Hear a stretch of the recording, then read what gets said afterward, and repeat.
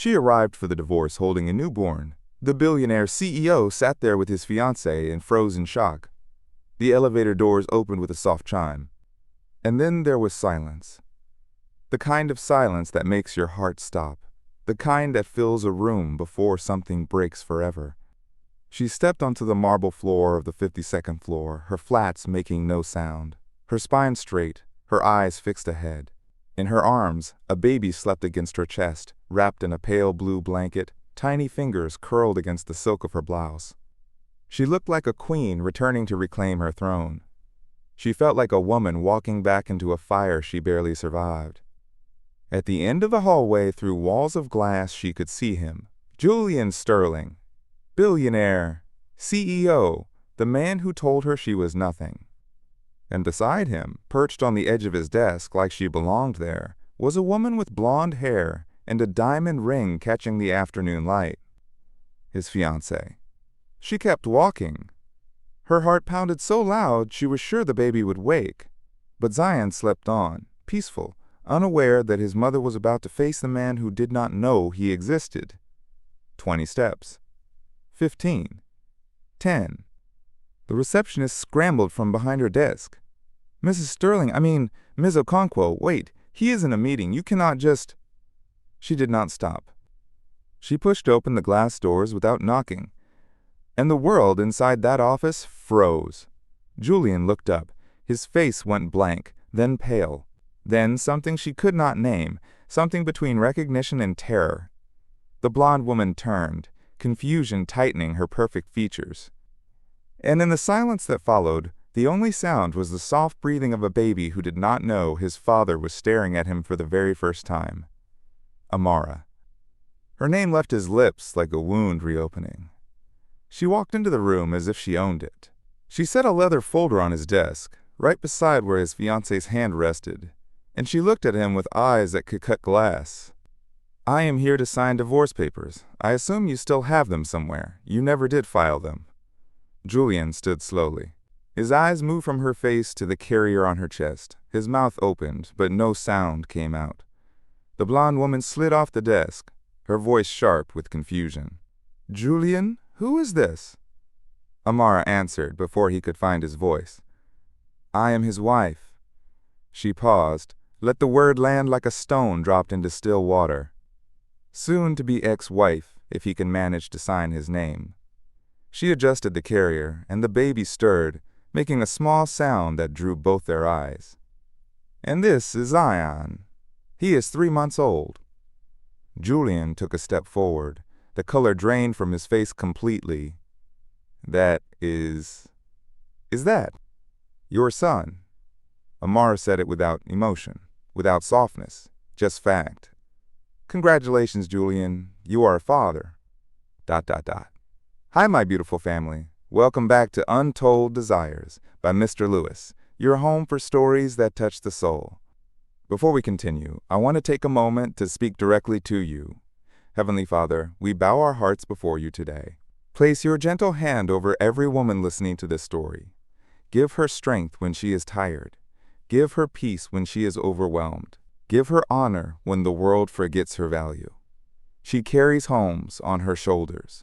She carries love in her hands. She carries patience in her heart even when patience runs dry. Lord, bless every woman who has ever been told she was not enough. Bless every woman who has had to rebuild herself from ashes. Bless every mother who has done it alone, in the dark, with no one to hold her hand. Let no woman here ever feel alone, unseen, or unappreciated. Amen. Now, my beautiful family, if your heart is true, like this video. If your love is real, write in the comments, I am with Mr. Lewis. This is not just a channel, this is a family.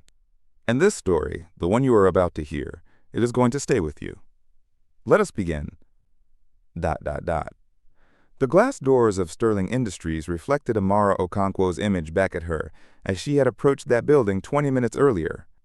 A black woman in a cream blazer, dark jeans, simple flats, a leather folder in one hand. A baby carrier strapped to her chest with the other hand resting gently on her son's back. She looked like she owned the world. She felt like she had survived a war.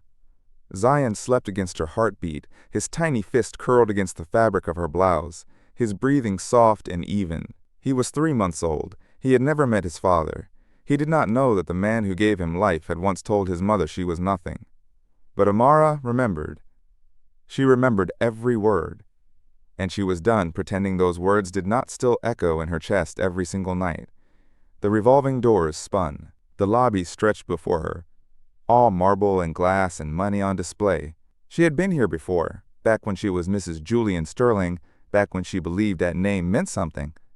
Now she was just Amara Okonkwo, a woman who had learned to stand alone. She approached the reception desk. The woman behind it looked up, and her eyes went wide with recognition. Mrs. Sterling. Ms. Okonkwo. Right, of course. I'm sorry. It is just, we were not expecting. I mean, Mr. Sterling is in his office, but he has a meeting and... Is he in? Yes, but... Perfect. Amara walked past the desk before the receptionist could stop her.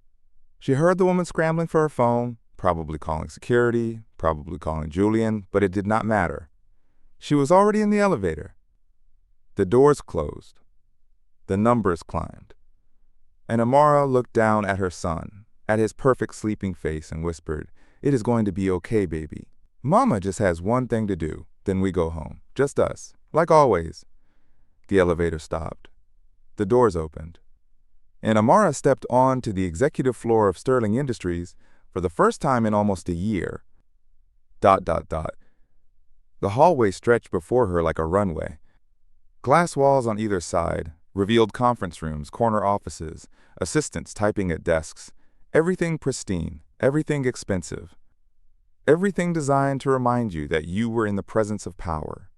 Amara felt none of it. She had once been intimidated by this place. She had once walked these halls as Julian's wife, smiling at assistants, attending board dinners, playing the part of the supportive spouse while her husband built an empire and slowly forgot she existed. That woman was gone now. The woman walking this hallway today was different. This woman had given birth alone in a hospital room at 3 in the morning with no one holding her hand. This woman had walked the floors at midnight with a screaming newborn and no one to share the exhaustion. This woman had rebuilt her life from nothing, while the man who should have been beside her did not even know she was carrying his child.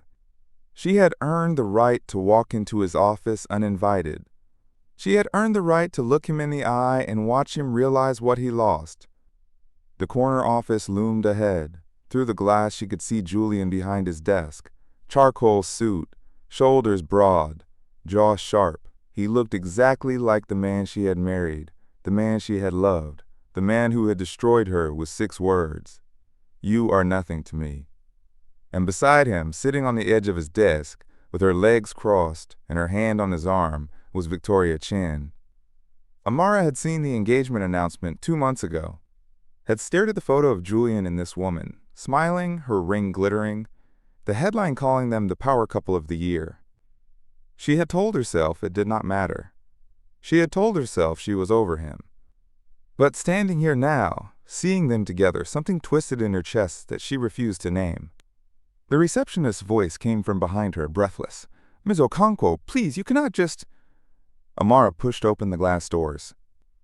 And the world inside that office stopped. ...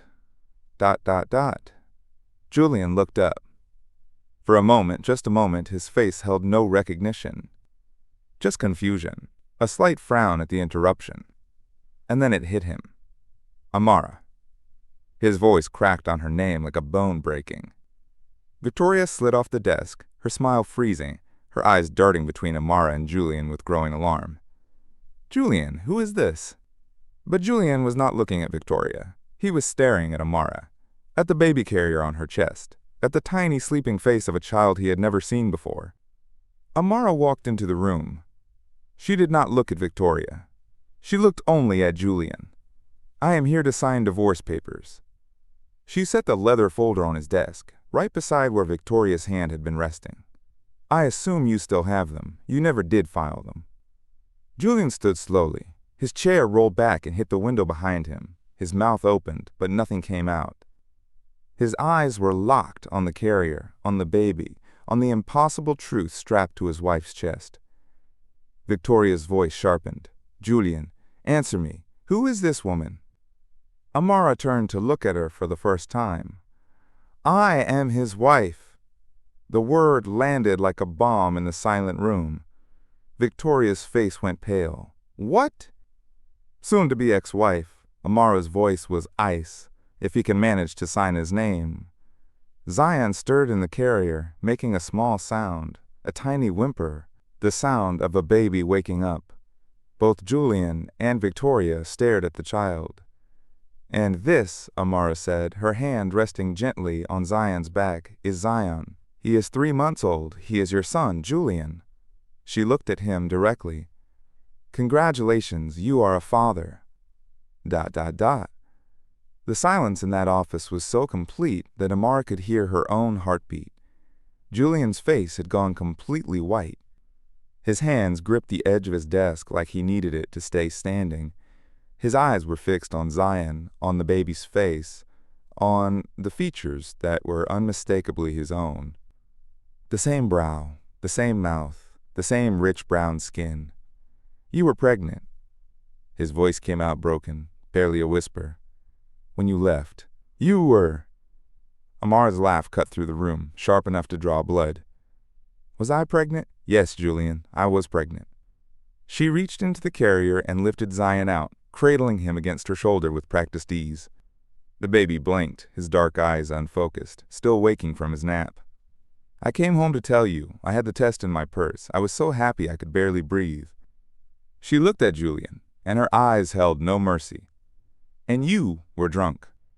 Victoria pressed herself against the far wall, tears streaming down her face, forgotten by both of them. Julian shook his head slowly. "I do not remember. I was drinking that night. I do not remember what I said." "You do not remember." Amara's voice was so cold it could have frozen the room. "Let me remind you. ... The memory crashed over her, vivid and brutal, as she stood in that office holding her son. That night, 10 months ago, she had rushed home from the doctor's office, with her heart pounding and her hands shaking, and the word pregnant echoing in her mind like a song she could not stop singing. She had been so happy, so foolishly, naively happy. She had imagined telling Julian, had imagined his face lighting up, had imagined him lifting her off her feet, spinning her around, pressing his hand to her stomach and saying, "We are having a baby. We are going to be a family." She had walked into their penthouse apartment with all of that hope burning in her chest, and she had found Julian on the couch, a bottle of scotch on the table, his tie loosened, his eyes glazed and distant, the television playing some business news channel he was not watching. She had known something was wrong immediately. She had felt it in the air, in the way he did not look up when she entered, in the heaviness that seemed to press down on the entire room. But she had thought her news would help. She had thought it would break through whatever darkness was holding him. "Julian!" She had sat beside him on the couch, reached for his hand. "I have something to tell you, something wonderful." He had pulled his hand away. "Not now, Amara. Please, just listen. This is important. This is going to change everything." He had looked at her then, and his eyes, the eyes she had fallen in love with, were empty, cold, looking through her like she was a stranger. "I said not now. Julian, I need to tell you." "I do not want to hear it." His voice had risen, harsh, slurred with alcohol but sharp with something else, something ugly. "God, Amara, can you not see I need space? Can you not just leave me alone for one night?" She had felt the pregnancy test in her purse like a weight, like an anchor dragging her under. "I just wanted to share something with you, something good. I thought it might help." "Help?" He had laughed, a bitter, broken sound. "You think anything you have to say is going to help? You think you have anything to offer me right now? Julian, you are suffocating me." He had stood up, swaying, towering over her. Every day, always there, always needing something, always wanting to talk, to share, to connect. "I cannot breathe around you. I cannot think. I cannot exist without you hovering over me like I owe you something." That is not fair. I am your wife. I love you. Love. He had spat the word like it was poison. You do not love me. You love the idea of me. You love the lifestyle. You love being Mrs. Julian Sterling. But you are nothing. You hear me? You are nothing to me. The words had hit her like fists. She had sat there frozen, her heart stopping mid-beat, her whole world collapsing around her while he stood there swaying and cruel and not even aware of what he was destroying. Get out. Julian, get out of my life. I do not want you here. I do not want to see your face. Just go, get out. So she had. She had walked out of that apartment with the pregnancy test still in her purse, with tears streaming down her face, with his words echoing in her skull. You are nothing to me. She had gotten in her car and driven to an empty parking lot and sat there until 2 a.m, cramping, terrified, convinced she was losing the baby from sheer stress and heartbreak. She had driven herself to an emergency clinic alone. She had sat in the fluorescent waiting room alone. She had heard the doctor say the baby is fine while holding her own hand because there was no one else to hold it. And she had made a decision. If Julian wanted her gone, she would be gone. If he thought she was nothing, she would prove him wrong by becoming everything without him. She had disappeared that night, and she had never looked back. ... Back in Julian's office, Amara watched that memory register on his face. She saw the horror, the recognition, the understanding of exactly what he had done. I said that. His voice was barely audible. I told you to get out. I told you that you were. Nothing. Amara finished the sentence for him. You told me I was nothing. You told me to get out of your life. So I got out. I left that night. I went through the pregnancy alone. I gave birth alone. I have been raising him alone for 3 months. She held Zion closer, her armor fully in place. And now I am here to end this, officially. Victoria's voice came from the corner, trembling, almost unrecognizable. Kendrick, you told her to leave when she was pregnant? Julian could not look at her, could not look at anyone. His eyes were fixed on Zion, on the baby he had never known existed, on the son who was staring back at him with wide, curious eyes. I did not know. The words came out broken. God, Amara, if I had known. You did not want to know. Amara's voice cut through his desperation. You told me to leave, so I left. You told me I was nothing, so I proved you wrong. I built a life without you. I created a home for our son without you. I did everything, alone, because you made it very clear that you did not want me in your life. She reached for the leather folder on his desk and flipped it open. The divorce papers were there, already filled out, already signed on her end. Her signature neat and decisive at the bottom of the page. Sign them. She slid the papers toward him. I do not want your money. I do not want anything from you.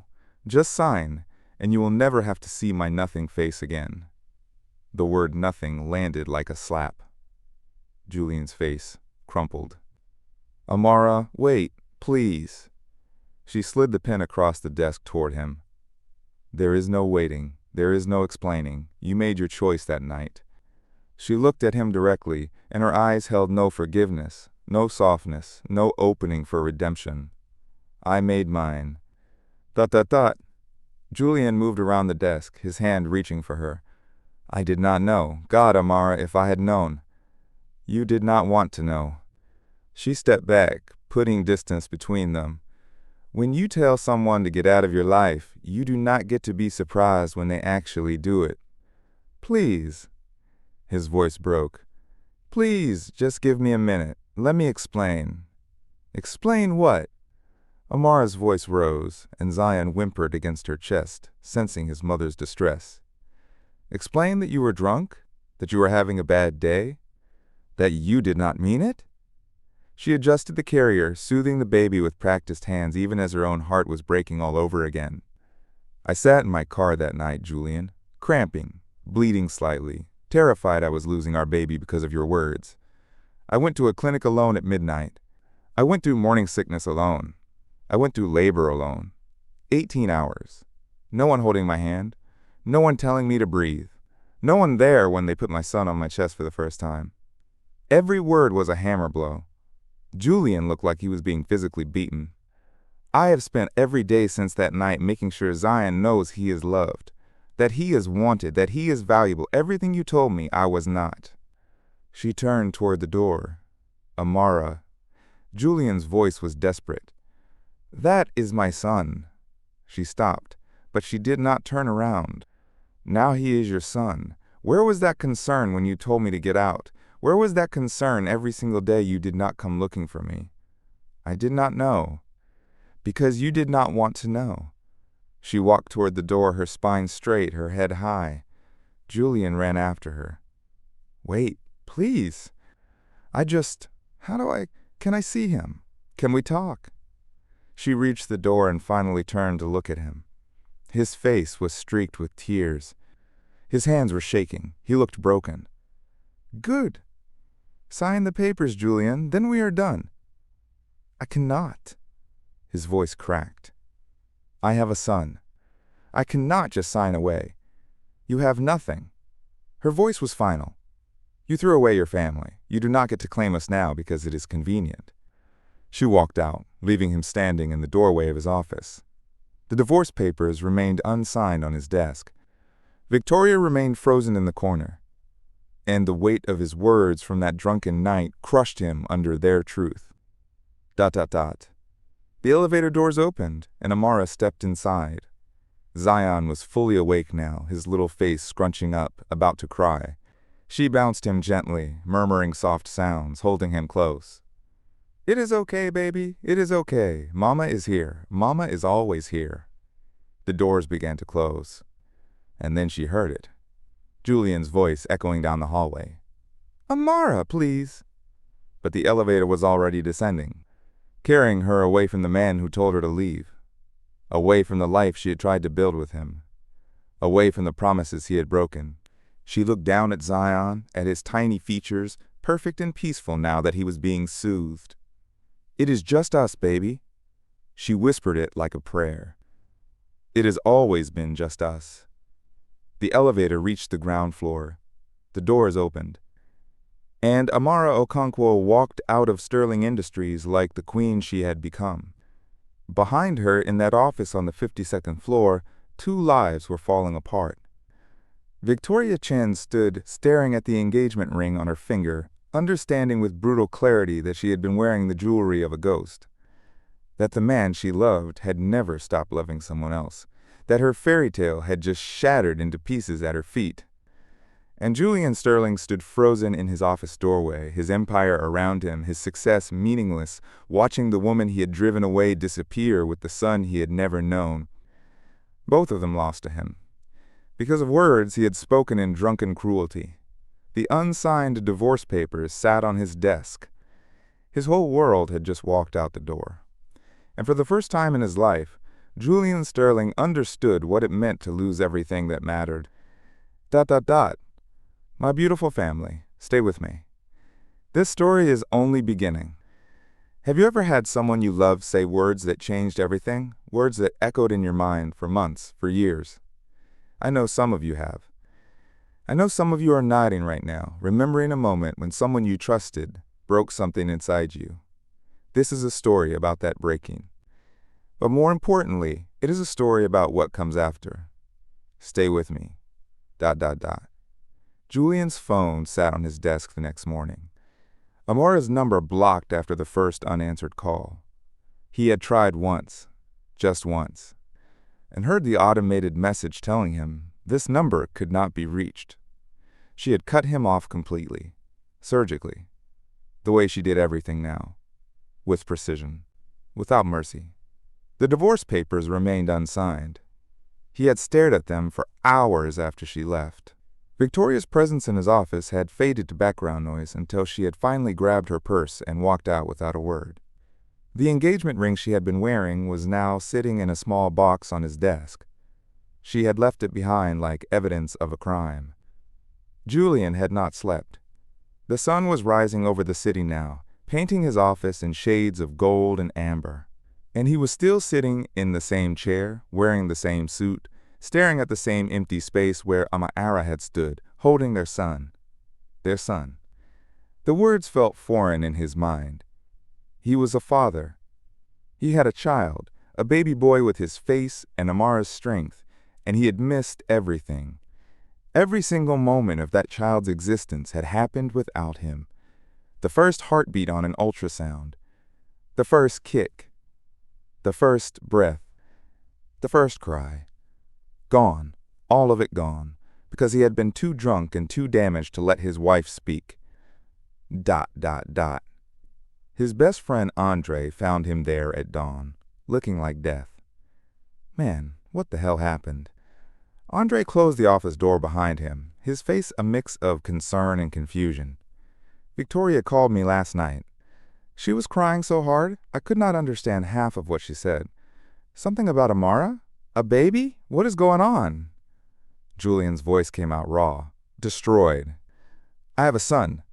Andre froze. You have a what? A son. Julian finally looked up. His eyes were bloodshot. His face was gray. Amara came here yesterday. She had a baby with her. My baby. She was pregnant when I told her to leave. She was coming to tell me that night. And His voice broke. I told her she was worthless. I told her to get out. Andre sank into the chair across from him. Jesus Christ, Julian. I do not remember saying it. I was blackout drunk, but she remembers every word. Julian's hands were shaking as he ran them over his face. She went through the entire pregnancy alone. She gave birth alone. She has been raising him alone for months. And I did not know. I did not know because I told her to leave and she actually did it. Andre was quiet for a long moment. Where is she now? I do not know. She blocked my number. She will not see me. She came here to sign divorce papers and leave. And I? He gestured helplessly at the unsigned documents on his desk. I cannot sign them. How can I sign them? That is my son. Andre leaned forward. You need to find her. You need to talk to her. She does not want to talk to me. Julian's voice was hollow. You did not see her face, Andre. She looked at me like I was nothing, like I did not matter, like everything we had meant absolutely nothing. Andre's response was quiet, brutal. Can you blame her? The question hung in the air. Julian could not answer. Because the answer was no, he could not blame her for any of this. She had loved him, and he had destroyed that love with words he did not even remember speaking. ... Andre pulled out his phone. I am calling Keisha. Keisha was Amara's best friend, had been since college. If anyone knew where Amara was staying, it would be her. She will not tell you anything. She might tell me enough. Andre dialed, waited. Keisha, it is Andre. Yeah, I know it is early. Listen, I am here with Julian, and he... A pause, listening. I know, he told me. Look, he just wants to know if she is okay, if the baby is okay. Another pause. I understand. I am not asking you to betray her. I am just asking if they are safe. Julian watched Andre's face, trying to read the conversation. Okay, thank you. Yeah, I will tell him. Andre hung up. She is not giving me an address, but she said, Amara and the baby are fine. They are staying somewhere safe. And she said, he hesitated. She said, if you try to show up unannounced anywhere, Amara will get a restraining order. Julian's jaw tightened. I just want to see my son. Andre's voice was gentle but firm. Man, do you think you deserve that right now? The question was brutal, but fair. Julian looked at his best friend and saw the truth reflected back at him. He did not deserve anything. Not Amara's forgiveness. Not access to his son. Not even the courtesy of a conversation. He had forfeited all of that the night he told her to get out. ... His office felt like a tomb. Victoria had texted him overnight, just one message. I loved a ghost. I hope you find her. I hope she does not take you back. He had stared at those words for an hour. Victoria had been kind to him, patient with his emotional distance, willing to build a life with a man who had never fully given her his heart. And now she was gone too. Collateral damage in the wreckage of his past. Julian finally stood, his body aching from sitting in one position all night. He walked to the window and looked out at the city waking up below.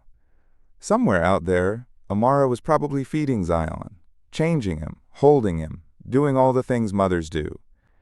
And Julian was here, in his empire of glass and steel, realizing that none of it mattered. His company was worth $3 billion. His penthouse had views of the entire city. His name opened doors across continents. And his son did not know he existed. His wife looked at him with hatred. His life was empty. ... I need to find where she is living. Andre's voice was cautious. Julian, maybe you should give her space. She is my wife. That is my son. I need to know where they are. She is your wife, who you told to get out of your life. She is raising your son who you did not know existed because you were too drunk to hear her tell you she was pregnant. Andre's voice hardened.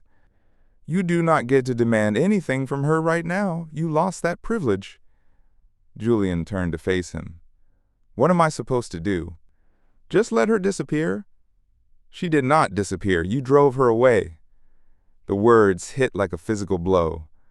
Julian sank back into his chair. The fight drained out of him. Andre's expression softened slightly. Look, man, I love you. You are my brother, but you messed up in the worst possible way.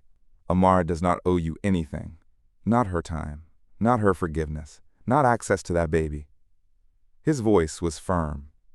If you want any chance at being part of their lives, you are going to have to earn it. And that starts with respecting her boundaries. How do I earn something when she will not even talk to me? That is your problem to figure out. ... Andre left shortly after, leaving Julian alone with his thoughts and his failures. Hours passed. His phone rang with business calls, emails piled up, meetings were missed. None of it registered. He could not focus on anything except the image of Amara walking into his office with their son, the way she had looked at him with such cold dismissal, the way she had signed those divorce papers without hesitation. She had moved on. She had built a life without him. She was strong enough to keep building it with or without his involvement. That thought terrified him more than anything. Late afternoon, Julian made a decision. He left his office and drove to their old apartment, the penthouse they had shared before that night. New tenants had moved in, a young couple who looked confused when Julian showed up at their door asking about forwarding addresses. We do not have any information about previous tenants, sorry. Julian stood in the hallway outside the apartment that used to be his home, and the memories crashed over him. Amara laughing in their kitchen. Amara curled up on their couch with a book. Amara in his arms, telling him she loved him. Amara walking out the door with tears streaming down her face after he had told her she was worthless. His phone buzzed. A text from an unknown number. Stop looking for her. She does not want to be found. If you love your son, prove it by leaving them alone until she is ready. It had to be from Keisha. Or maybe from Amara herself, watching him from somewhere, making sure he understood the boundaries. Julian drove aimlessly through the city as night fell. He found himself in neighborhoods he did not recognize, passing buildings and parks and schools where his son might grow up, where Zion might take his first steps, say his first words, have his first day of kindergarten. All without Julian there to witness any of it. He pulled into a parking lot and sat there in the dark, his hands gripping the steering wheel. Victoria had said she loved a ghost. She was right. Julian had been haunted by Amara from the moment she walked out. He had tried to move forward, tried to build something new.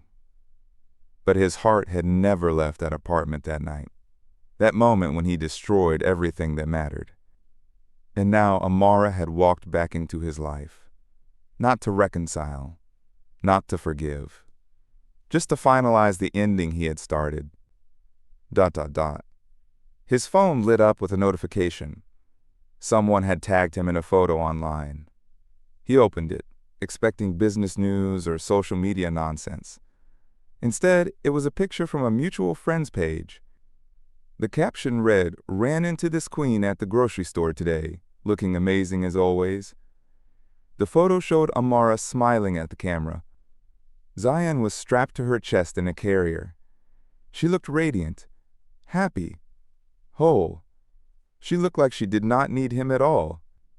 Julian stared at the photo until his vision blurred. That was his family. That was everything he had ever wanted.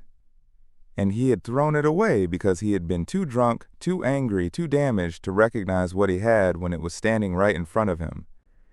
The sun had fully set now. The city lights sparkled around him like false promises. Julian sat in his car in that empty parking lot and finally let himself break. He cried. For the first time since childhood, he cried. Huge, gasping sobs that shook his entire body. He cried for Amara, for the pain he had caused her. He cried for Zion, for the months he had missed. He cried for himself, for the man he had become, for the father he had never gotten to be. And when the tears finally stopped, when he sat there empty and exhausted in the dark, one thought crystallized in his mind with absolute clarity. Amara did not need him. His son did not know him. He would have to fight for even the smallest place in their lives, and he had no idea if he was strong enough to do it. But he had to try, because the alternative, a life without them, was unbearable. Julian started his car and drove home to his empty penthouse. The unsigned divorce papers still sat on his desk at the office. His future was uncertain. His past was haunting him. His present was a wasteland of his own creation. Tomorrow, he would figure out his next move. Tonight, he would sit with the weight of what he had lost and what he might never get back. The photo of Amara and Zion stayed open on his phone.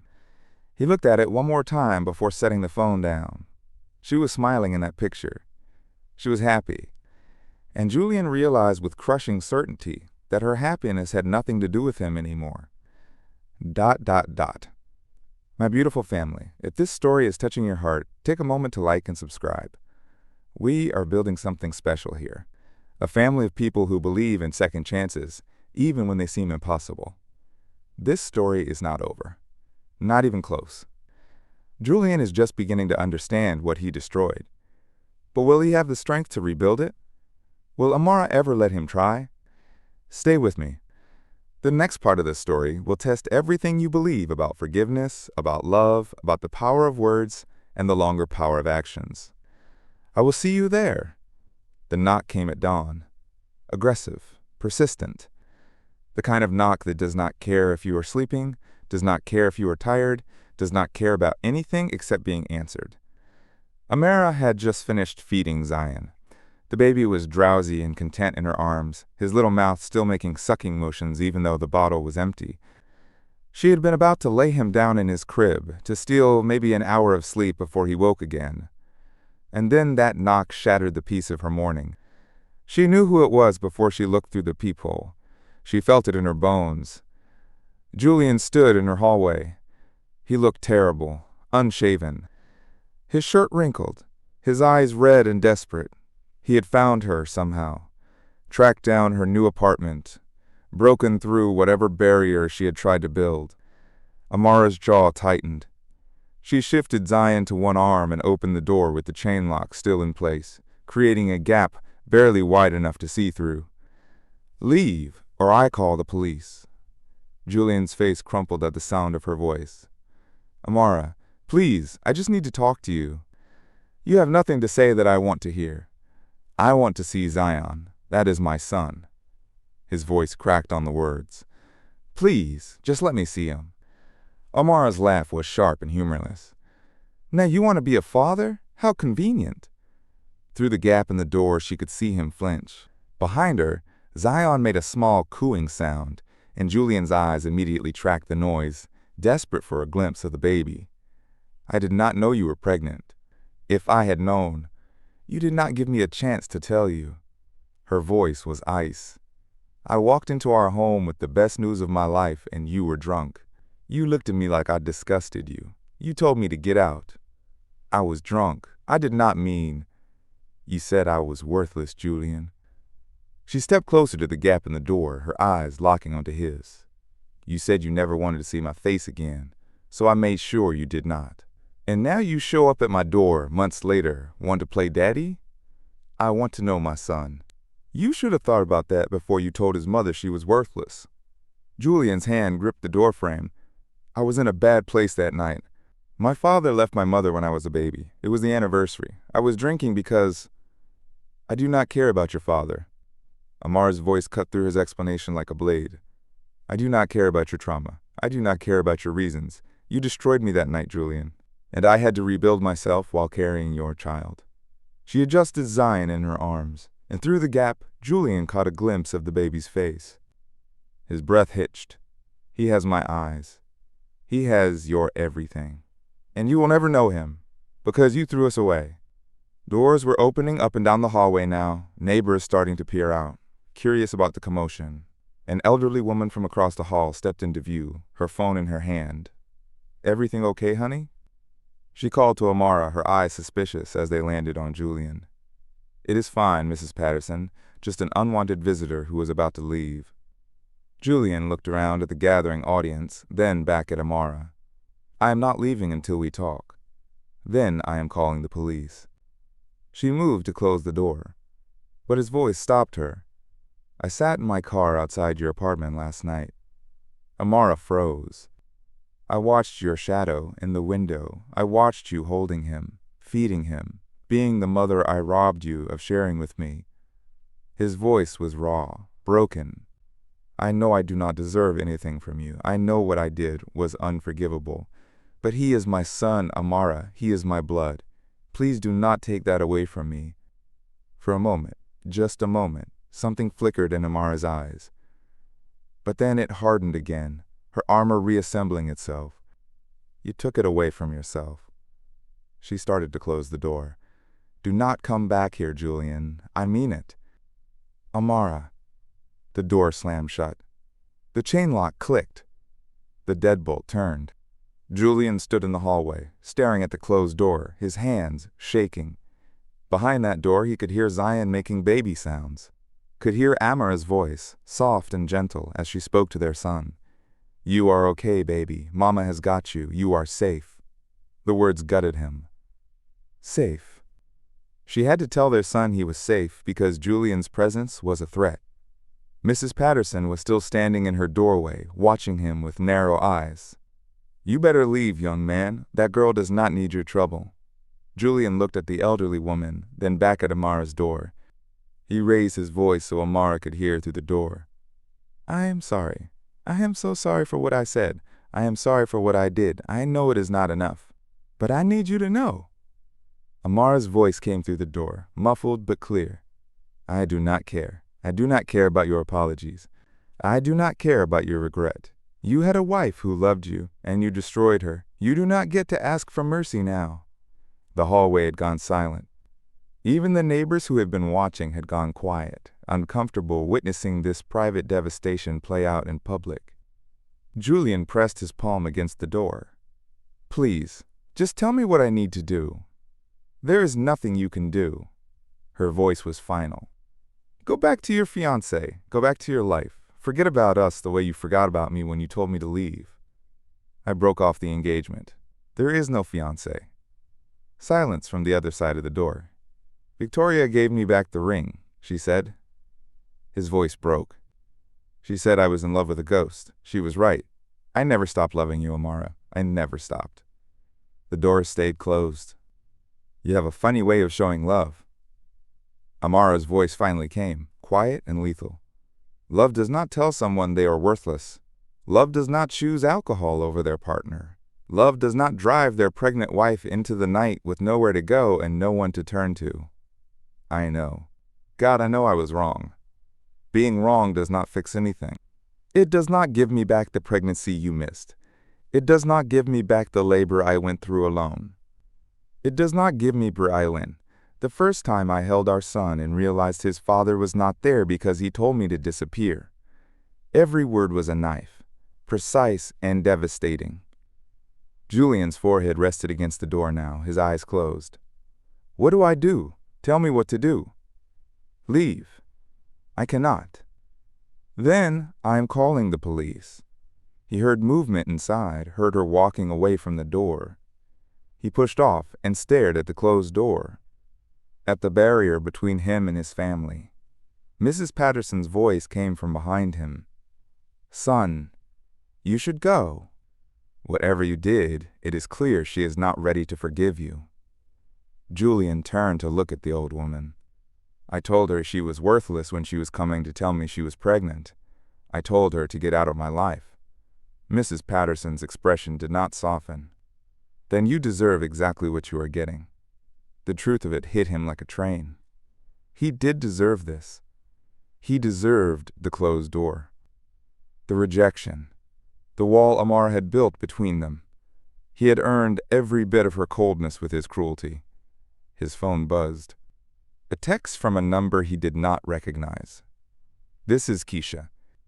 If you ever show up at her apartment again without permission, I will make sure you never see either of them. She has been through enough. Leave her alone." Julian looked at the message, then at Amara's door, then back at the message. He typed back, "I just want to see my son, please." The response came within seconds. "You do not get to make demands. She decides when and if you get to see him, not you, her." "Then how do I?" "You do not. You wait, and maybe she will let you back in. But if you push her, if you show up uninvited, if you harass her, you lose any chance you might have had." Julian stood in that hallway, his phone in his hand, the closed door in front of him, and he understood the full weight of his powerlessness. Amara held all the cards. She had their son. She had the truth. She had the right to shut him out forever, and there was nothing he could do about it. He left the building, got in his car, and drove away. ... But he did not go home.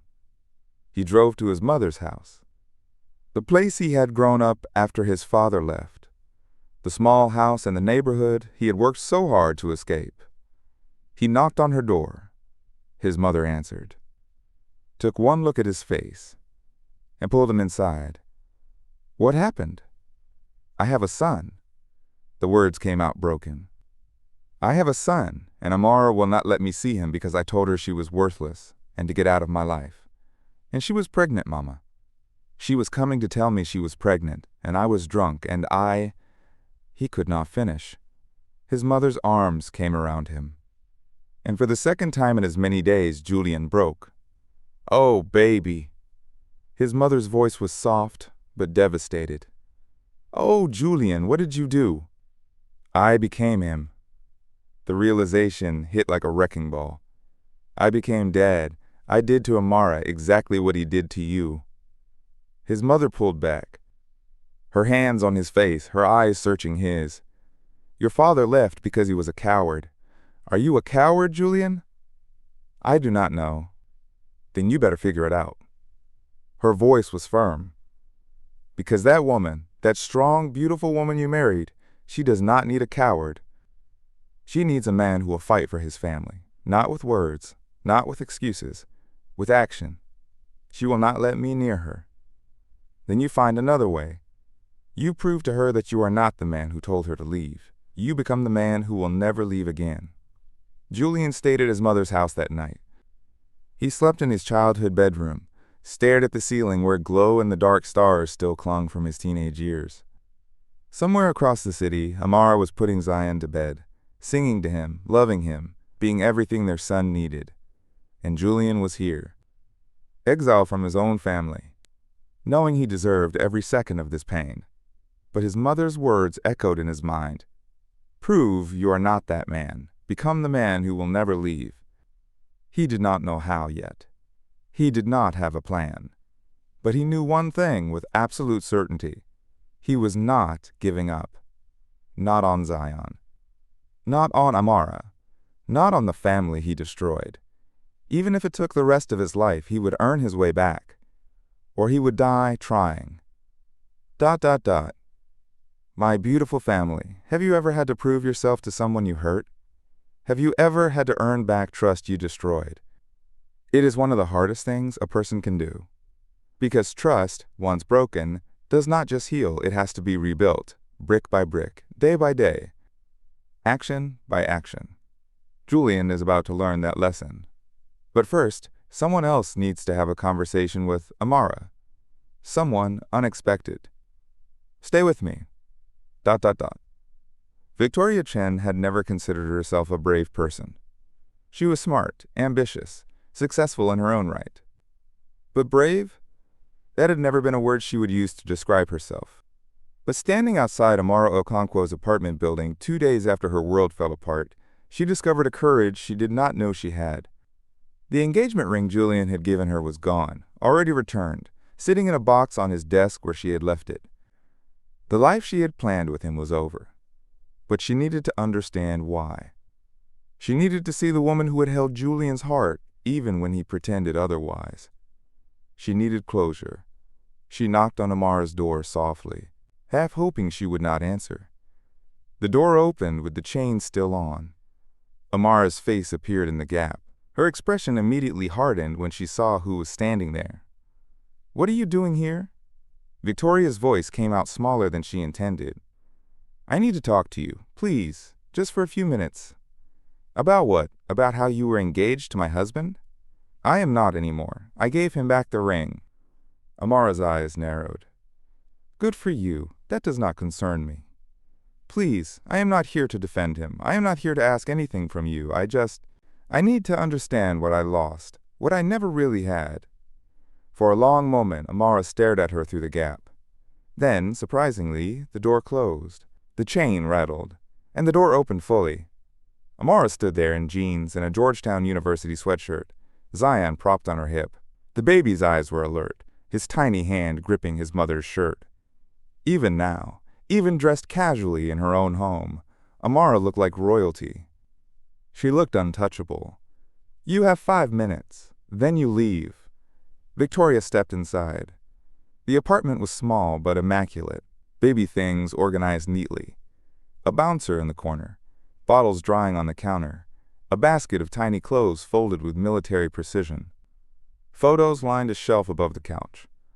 Amara pregnant, glowing. Amara in a hospital bed holding a newborn Zion, exhausted but smiling. Zion at various stages of his short life. Julian was not in any of them. "Sit." Amara gestured to the couch, but remained standing herself, Zion still on her hip. The power dynamic was clear. This was her domain, her space, her rules. Victoria sat. "Thank you for letting me in." "I am not letting you in. I am allowing you to speak. There is a difference." "Right."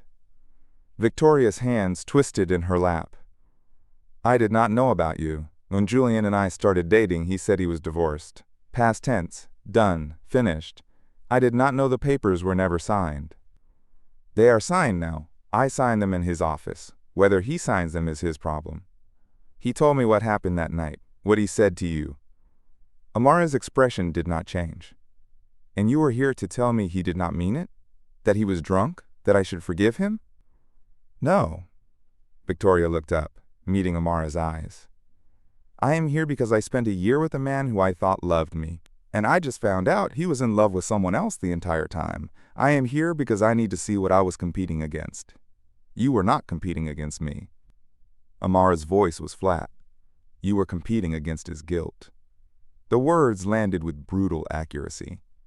Victoria felt something crack inside her chest. Amara shifted Zion to her other hip. The baby made a soft, cooing sound, and she automatically adjusted him. Her movements practiced and fluid. "Julian proposed to you because he thought he could replace me. He thought if he found someone new, someone different, he could forget what he did. But you cannot forget destroying someone you loved. It follows you. He talked about you sometimes," Victoria admitted. "He would mention things. Your favorite restaurant, a song you used to sing, the way you organize groceries. He would catch himself and apologize. But I always knew there was someone before me who mattered more. That person does not exist anymore." Amara's voice was flat. "The woman Julian married died the night he told her she was worthless. I am what came after." Victoria looked at the photos again, at Amara's journey documented in images. "You are not broken at all." "No, I am not." You are terrifying. Amara's lips curved into something that was not quite a smile. I had to be. I was pregnant, alone, with limited money and nowhere to go. Terror was not an option. Strength was the only choice. How did you do it? I stopped loving him. The words were simple, factual. The night he told me to leave, I made a choice. I could let his words destroy me, or I could prove him wrong. I chose to prove him wrong. Zion started to fuss, and Amara automatically began bouncing slightly, a rhythm that seemed to come naturally. The baby settled immediately, his eyes starting to droop. He is beautiful, Victoria said softly. He is. Amara looked down at her son, and for the first time her expression softened. He has everything good in the world. Everything Julian could have had if he had not been so determined to destroy what we built. Do you still love him? The question hung in the air. Amara's eyes lifted, meeting Victoria's again, and the softness vanished. That is not relevant. It is completely relevant, because if you do not love him, then Julian is chasing something that is already dead. But if you do, if I do, it does not matter. Amara's voice sharpened. Love is not enough. Love did not stop him from choosing whiskey over me. Love did not make him apologize the next morning. Love did not bring him looking for me when I left. Love is a feeling, Victoria. Action is what matters. He is trying. He is panicking. There is a difference. Amara walked to the window, still holding Zion. He showed up here yesterday, begging to see his son. Where was that urgency when I was 6 months pregnant and could barely afford prenatal vitamins? Where was that desperation when I went into labor alone?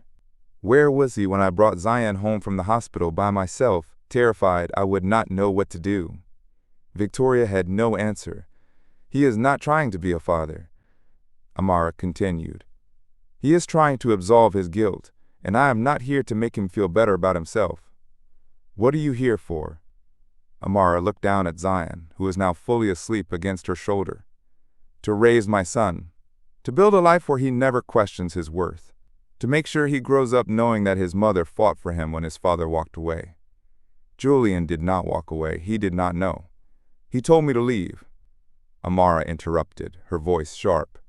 When you tell someone to get out of your life, you do not get to be surprised when they actually do it. Victoria stood, understanding with perfect clarity that her time was up.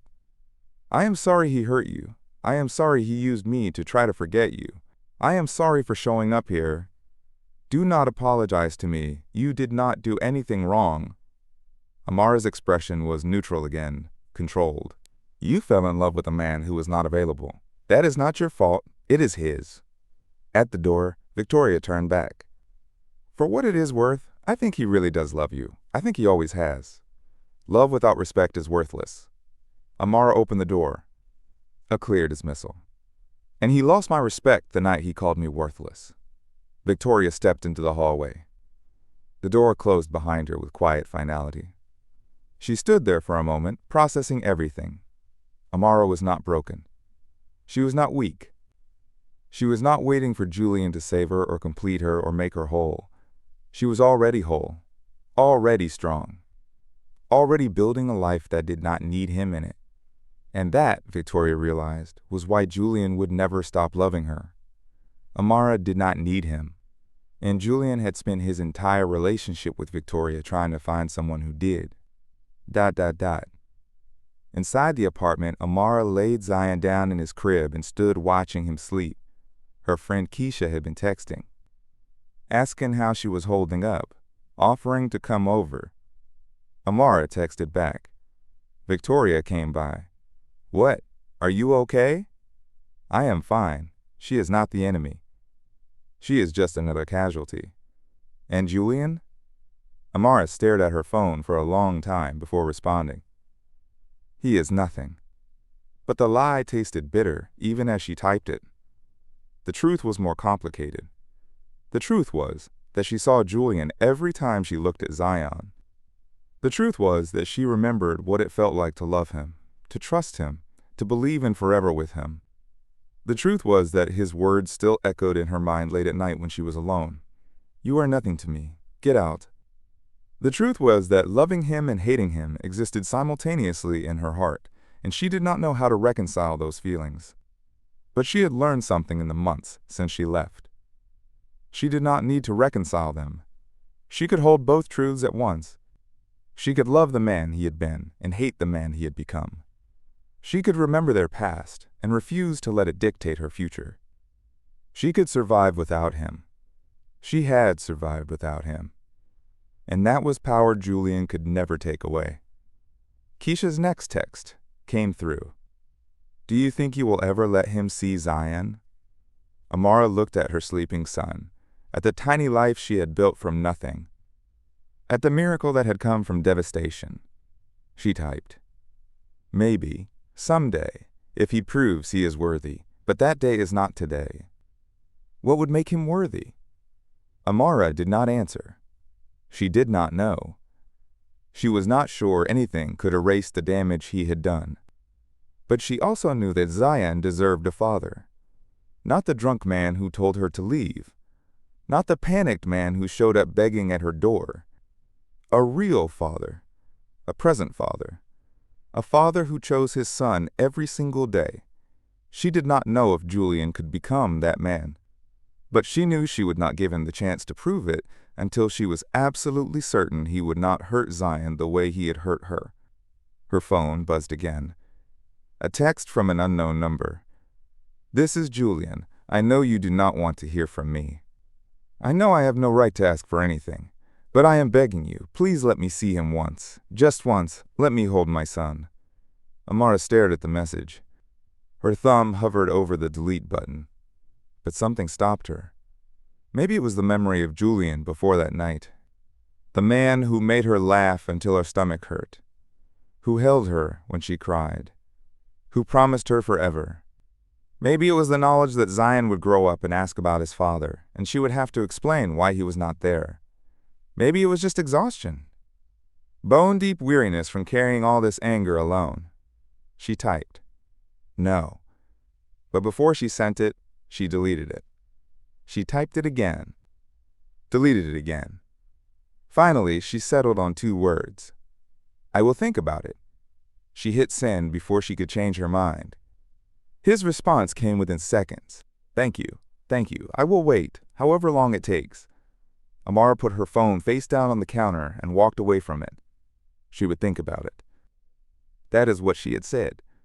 But thinking about it did not mean saying yes. It did not mean forgiving him. It did not mean anything except that she was willing to consider, maybe, possibly, someday, allowing Julian Sterling back into the orbit of her life. But he would be on probation forever. And if he ever hurt Zion the way he had hurt her, she would make sure he regretted it for the rest of his life. Amara Okonkwo was done being the woman who got destroyed. She was the woman who survived. The woman who built. The woman who protected her son above all else. And Julian would have to accept that, or he would have nothing. Those were the only terms she was offering. Take them or leave them. She already knew she would be fine either way. ... 2 weeks later, everything changed. Amara woke to Zion's crying at 2 in the morning. Not his usual fussy cry, but something sharper, more distressed. She was at his crib in seconds, lifting him out, and her heart stopped when she felt the heat radiating from his tiny body. "Oh God, baby, you are burning up." She grabbed her thermometer with shaking hands. The reading made her stomach drop. 103.4 degrees. This was not normal baby warmth. This was dangerous. Zion whimpered against her chest.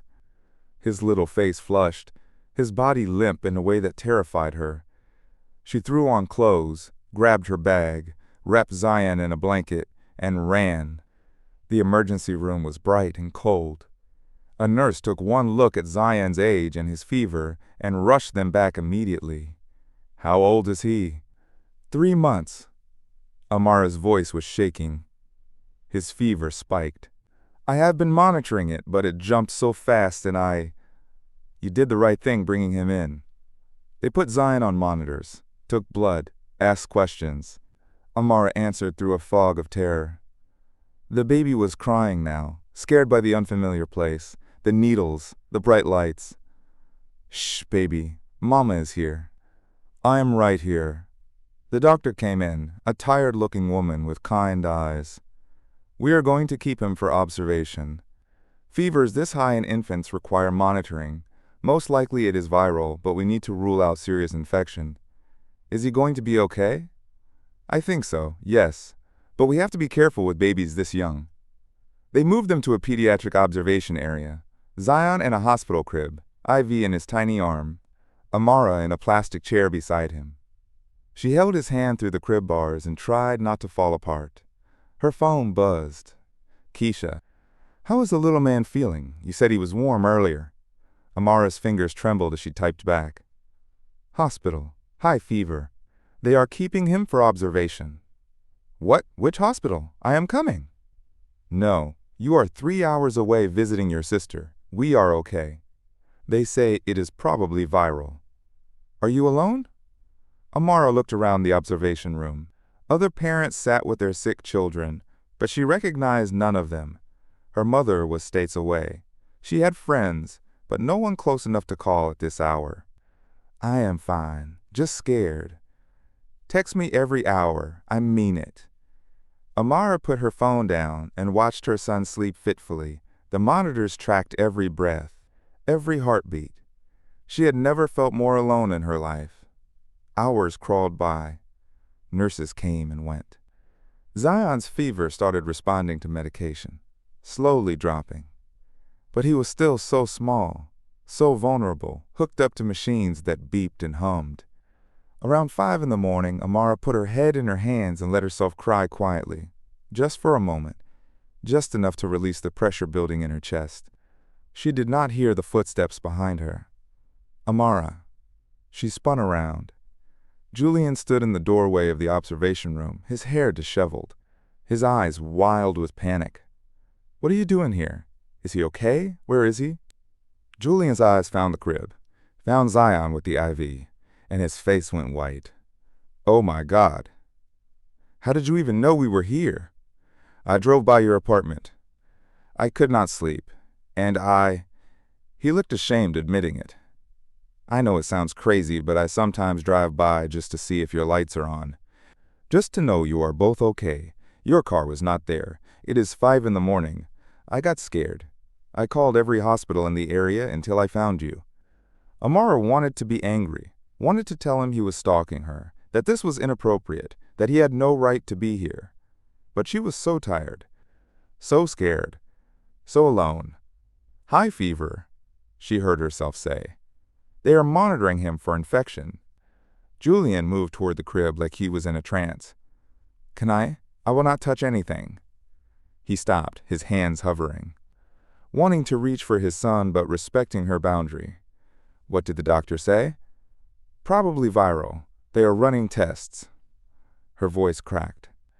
He is so little, Julian. He is so little, and he is hooked up to all these machines, and I do not know what to do.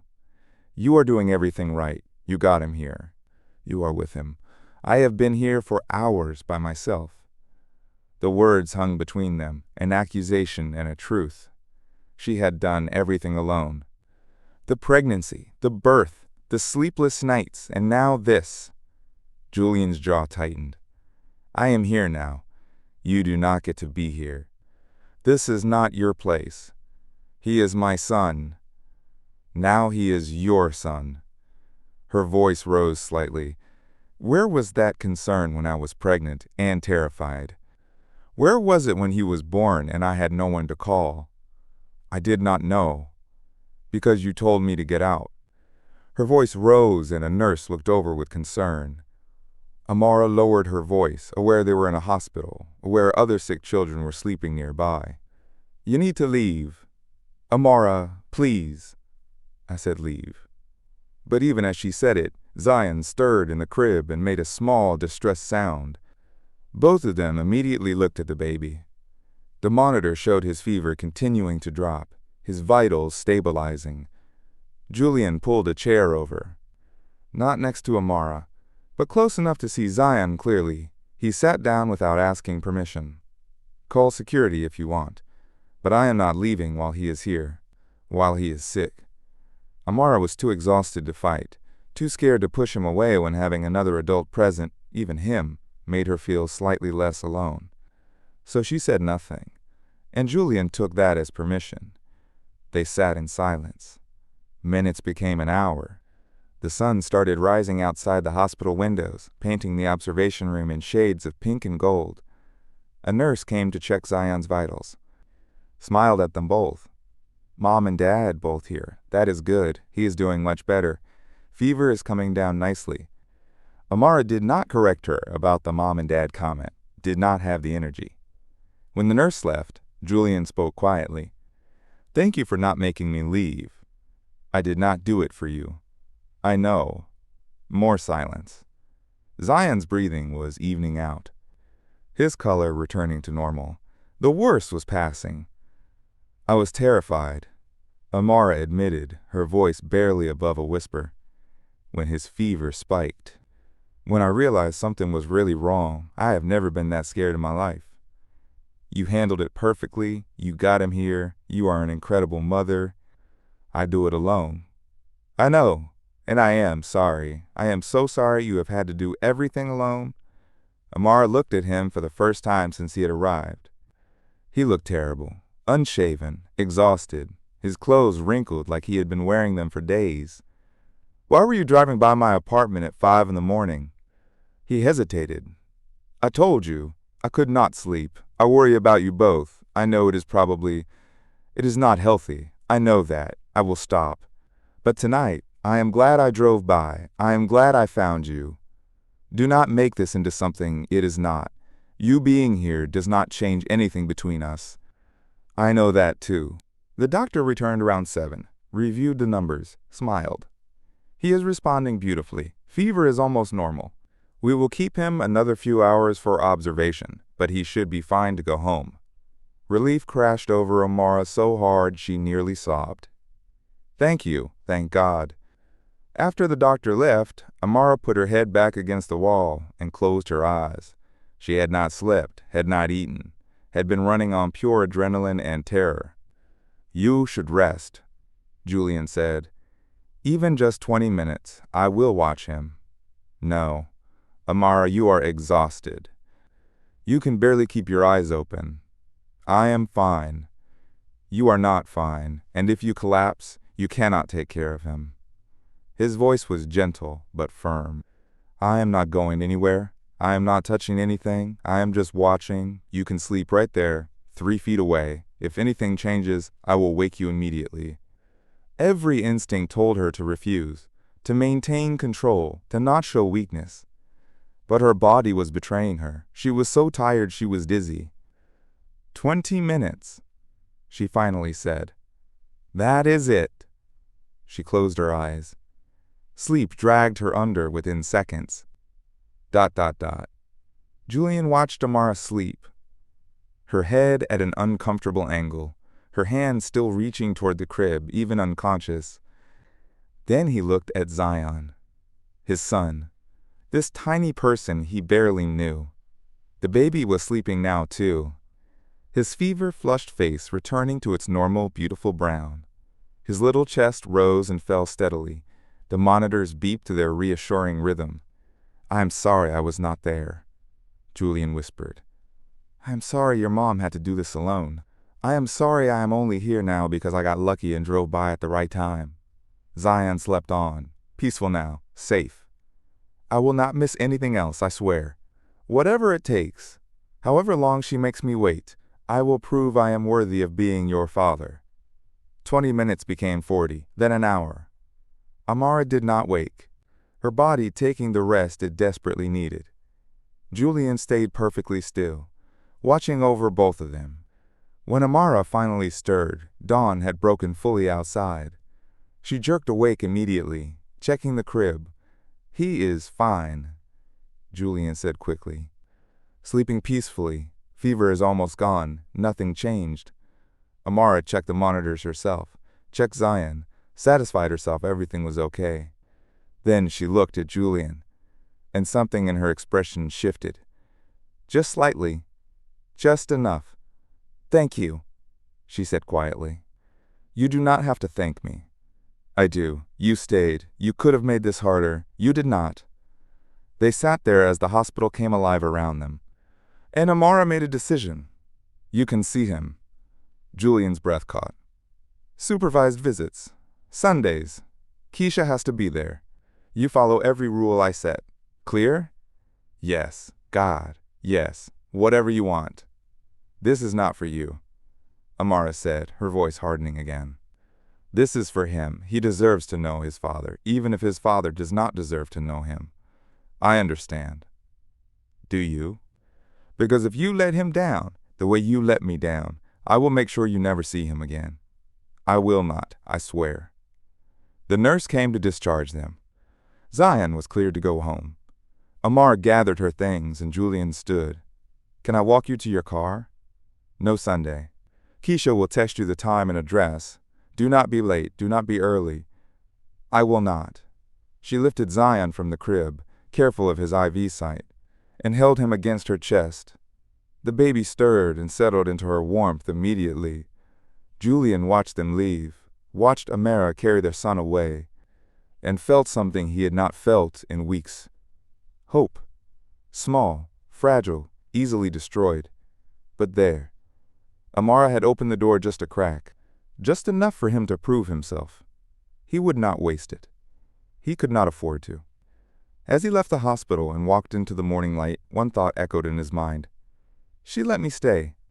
When she was scared and alone, she let me stay. It was not forgiveness. It was not reconciliation. But it was something. And right now, something was everything. ... My beautiful family, did you feel that? Did you feel the shift? That moment in the hospital, when Amara was at her most vulnerable, when she had every right to send Julian away, she let him stay. Not because she forgave him, not because she trusted him, but because even walls have cracks. And sometimes, in our weakest moments, we let people in who we swore we would keep out forever. This is where the real journey begins. Julian has one chance, one small opening. The question is, will he waste it, or will he finally become the man his family needs? Drop a comment below. Have you ever given someone a second chance when you swore you never would?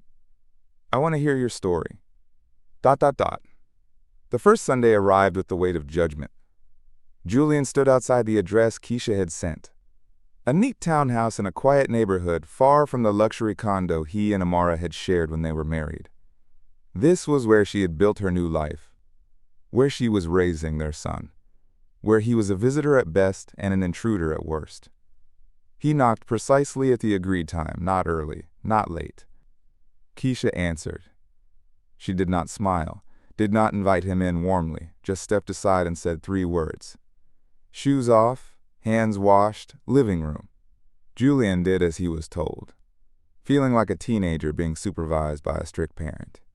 He followed Keisha into a living room where Amara sat on the couch, Zion in her arms. She did not stand when he entered, did not acknowledge his presence beyond a slight nod. Sit. She gestured to a chair across the room. Not close, not comfortable, a deliberate distance. Julian sat. For a moment, no one spoke.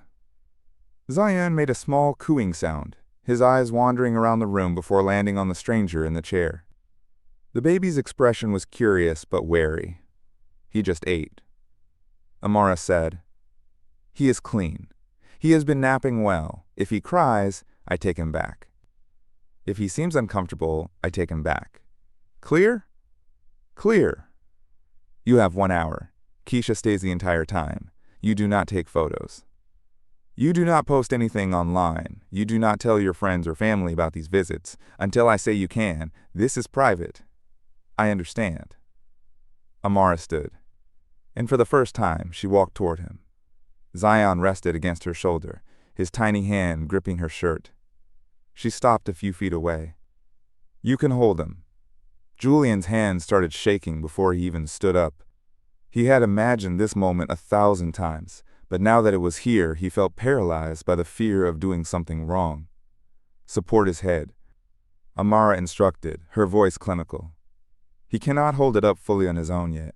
one hand behind his neck, one under his bottom. Julian positioned his hands the way she showed him. And then, carefully, so carefully, Amara placed Zion in his arms. The weight of his son hit him like a physical force. Zion was so small, so warm, so alive. His little body curved instinctively. His dark eyes stared up at Julian's face with innocent curiosity. "Hi," Julian whispered, his voice cracked. "Hi, buddy. I am your—" He could not finish. His throat closed up completely. Zion made a small sound, his face scrunching up, and then he started to cry. Not a full wail, but a distressed whimper that grew louder. Amara immediately stepped forward.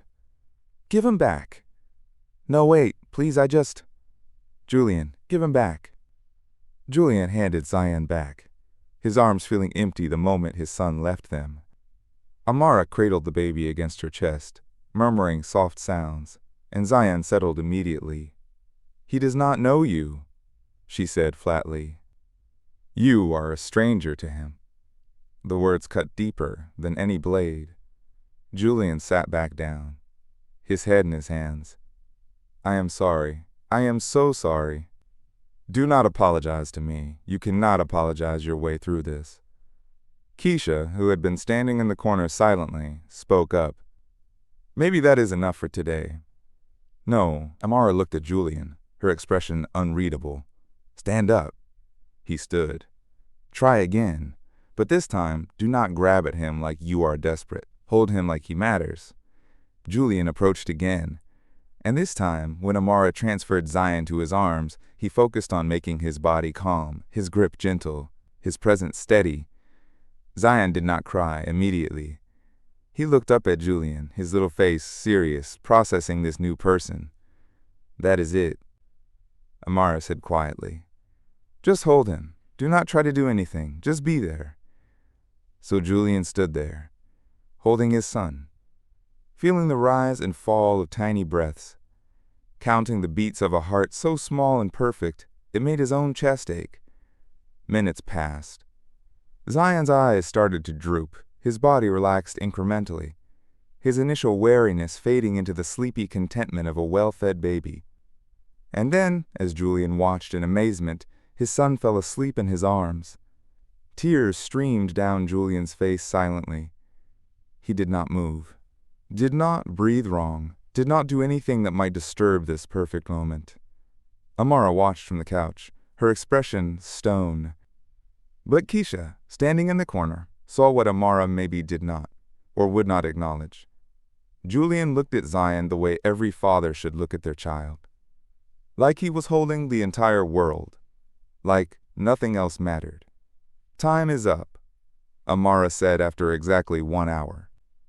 Julian carefully, reluctantly, handed Zion back. The baby stirred slightly but remained asleep as Amara took him. "Next Sunday, same time." "Thank you. Thank you so much." "Do not thank me, just show up." Keisha walked him to the door. As he was leaving, she said quietly, "She is protecting herself. Do not push her." "I will not, I promise." "Good." Because that woman in there raised a baby alone while her body was still recovering from childbirth. She did not have help. She did not have support. She did it all by herself because you told her she was worthless. Keisha's eyes were hard. "So if you want any part of their lives, you better prove you are worth something." The door closed. Julian drove home in a daze. He had held his son. For an hour he had been Zion's father. It was not enough. It would never be enough to make up for what he had missed. But it was a start. ... The following Sunday he arrived exactly on time again. Same routine, same rules, same careful distance. This time, when he held Zion, the baby did not cry. He just looked at Julian with those serious dark eyes, trying to figure out who this person was. "Hey, buddy," Julian whispered. "It is me again." Zion made a small sound, not crying, just vocalizing the way babies do when they are content. Amara watched from her position on the couch. Her face gave nothing away. But she did not take Zion back early. She let the full hour pass. This became the pattern. Every Sunday, exactly on time, Julian would arrive. Every Sunday, Amara would hand him their son with the same clinical instructions. Every Sunday, Keisha would stand guard in the corner. And every Sunday, Julian fell more in love with the tiny person he had never known existed. On the fourth visit, Zion smiled at him. A real smile, not gas or a reflex, but a genuine expression of infant joy. Julian nearly sobbed. He smiled. "Did you see that?" He smiled at me. Amara's voice was cold. "Babies smile at everyone. It does not mean anything." But Keisha caught Amara's face in that moment, saw the flicker of something, fear maybe, or recognition that Julian was becoming real to Zion, that their son was bonding with his father. On the sixth visit, Julian made a mistake. He showed up 5 minutes early, too eager, too desperate. Amara answered the door but did not let him in. "You are early." Just by a few minutes. "Rules are rules. Come back at the right time." She closed the door. Julian stood in the hallway for 5 minutes, watching the seconds tick by on his phone before knocking again at exactly the agreed time. Amara answered. "Next time you are early, you do not get in at all." Clear. Crystal. Inside, after she had handed Zion over, Keisha whispered to Amara, "You are being pretty harsh." Good. He needs to understand boundaries. He does understand. Look at him. Amara looked. Julian was sitting in the chair, Zion asleep on his chest, and he was staring at their son with such naked adoration, it was almost painful to witness. "That does not erase what he did," Amara said quietly. "No, but it means he is trying. Trying is not enough." But even as she said it, Amara knew something was shifting. Zion was getting used to Julian. Their son reached for him now when Julian arrived, made happy sounds when he heard Julian's voice. And Amara was terrified, because bonding meant attachment. Attachment meant vulnerability. Vulnerability meant the possibility of pain. And she could not, would not, let Julian hurt Zion the way he had hurt her. After Julian left that Sunday, she stood in her living room holding Zion, looking at the chair where Julian had sat. Keisha put a hand on her shoulder. "You okay? He is getting too comfortable." "Is that not the point? What if he leaves again? What if he decides this is too hard and walks away? Then you will handle it." Keisha's voice was gentle. "But Amara, look at him, really look. That man is not walking away. You do not know that." "I do, because I have seen men who do not care about their kids. I have seen deadbeat dads who skip visits and forget birthdays. That is not Julian. He is here every Sunday, exactly on time, following every rule you set, looking at Zion like he is the most precious thing in the universe." Amara said nothing. "You are not protecting Zion by keeping Julian at arm's length forever." Keisha continued gently. "You are protecting yourself, and that is okay. You have every right to protect yourself, but do not confuse the two."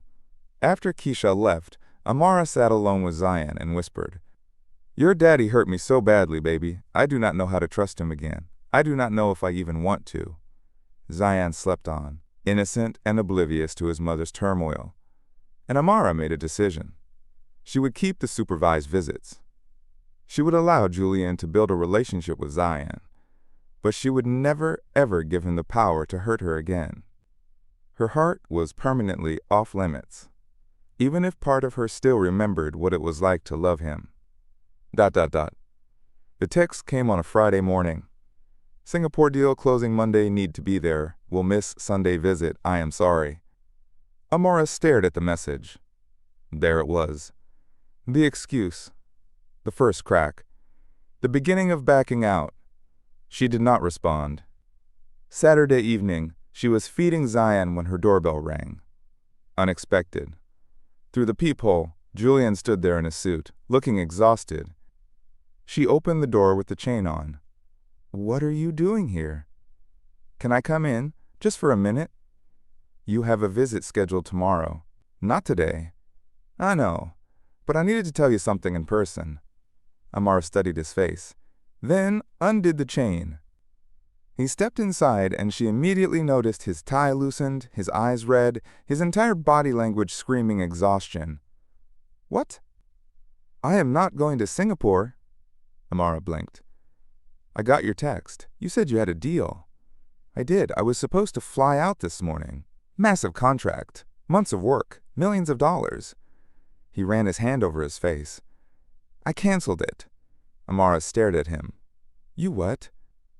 I canceled the trip. Turned down the deal. I am not going.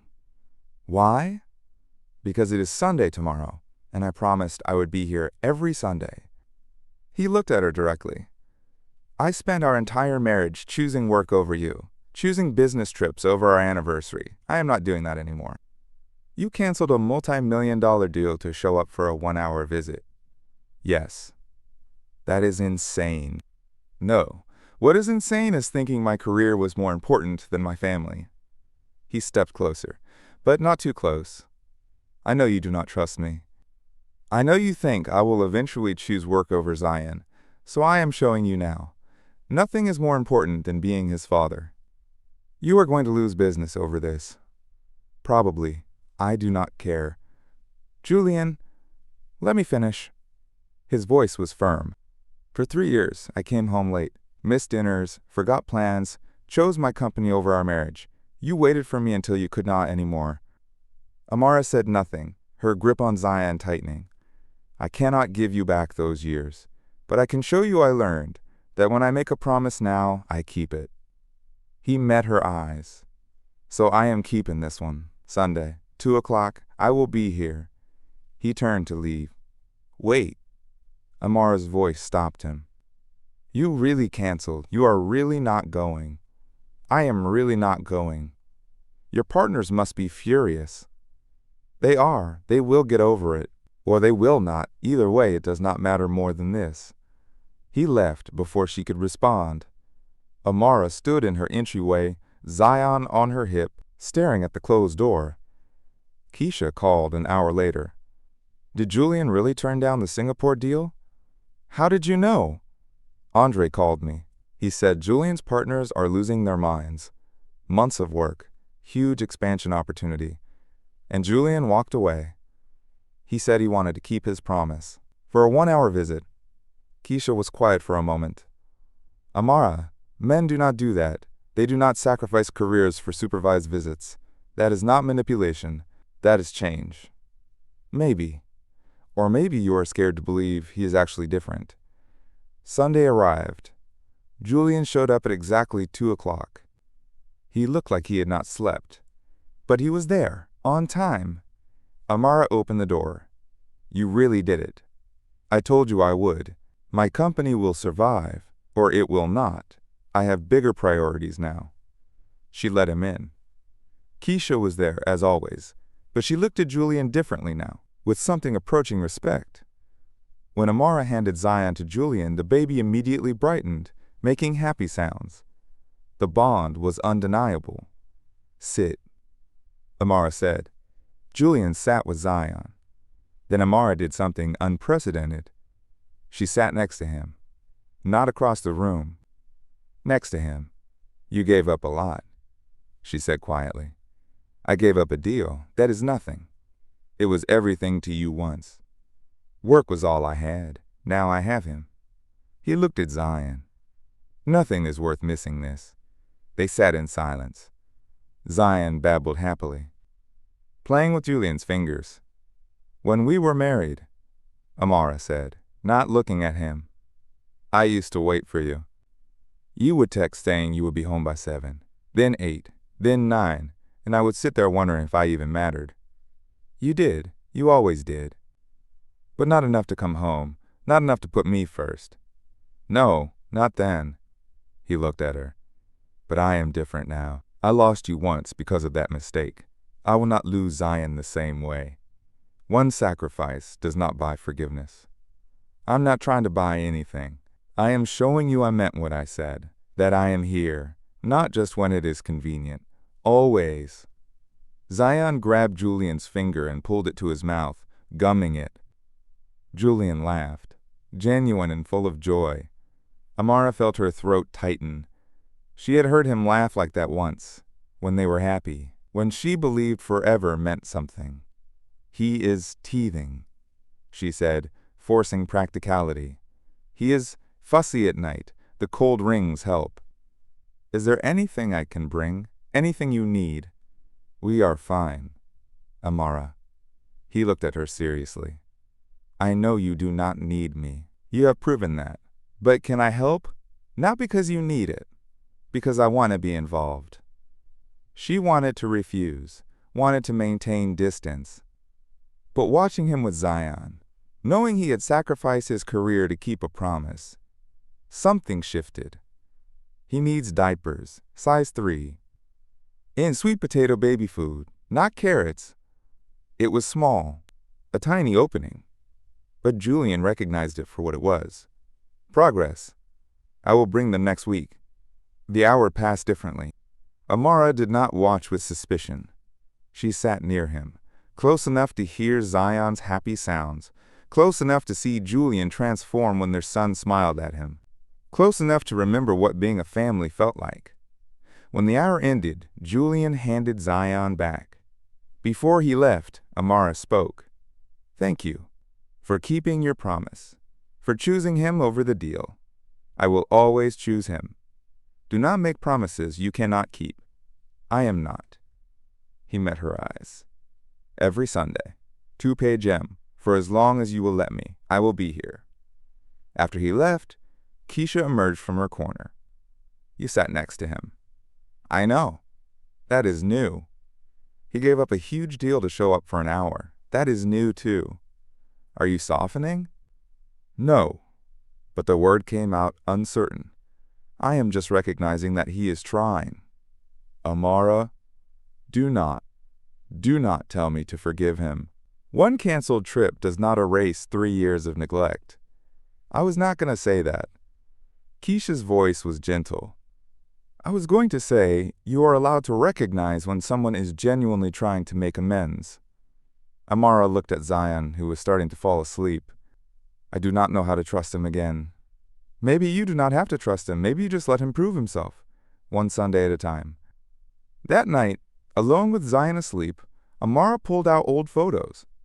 Her and Julian on their wedding day, laughing at dinner, holding each other on vacation. They had been happy once. Before his work consumed him, before he pushed her away, before everything broke. Could they be that again? Did she want that? She did not have answers. But she knew one thing. Julian showing up today, sacrificing his business for 1 hour with their son. That meant something. Whether it meant enough, she did not know yet. But it was more than before. And maybe that was progress. ... My beautiful family, this is what real change looks like. Not words, but choices. Not promises, but sacrifices. Julian gave up millions of dollars to keep a 1-hour visit with his son. That is not manipulation. That is a man fighting for his family. But will it be enough? Will Amara ever fully trust him again? Will they find their way back to each other? Or is too much broken to ever be repaired? If you believe in second chances, share this video with someone who needs to hear it. And stay with me, because the next part of this story is going to test everything. Everything. ... The therapy office was neutral. Beige walls, comfortable chairs, a box of tissues on the side table that had clearly been used many times before. Dr. Williams sat across from them, a woman in her 50s with gray-streaked hair and eyes that missed nothing. This was their 4th session. Amara had insisted on couples therapy as a condition of Julian seeing Zion more than once a week. He had agreed immediately, showed up every Tuesday at 6 o'clock without complaint. Today felt different. Heavier somehow. Amara? Dr. Williams said. Last week you mentioned wanting Julian to understand the full impact of what happened. Would you like to explore that today? Amara's hands gripped her knees. Yes. She turned to look at Julian. I need you to do something. Anything. Sit where you sat that night.